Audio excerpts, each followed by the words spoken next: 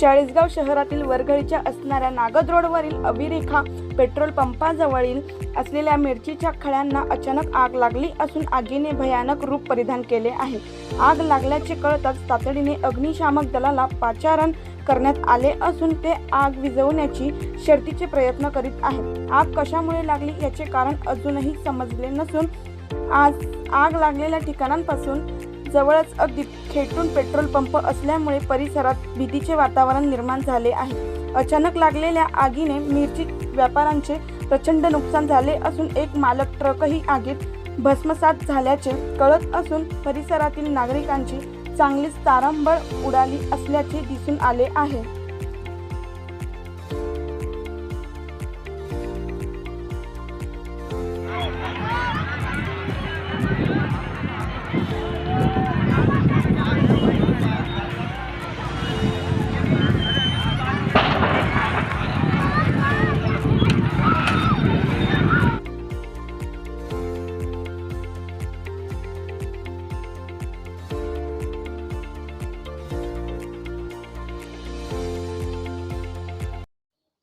साप्ताहिक बसव भूमिकासह PBN 24 news साठी संपादक विजय गवळीसह तालुका प्रतिनिधी कुशाल मोरे, चाळीसगाव।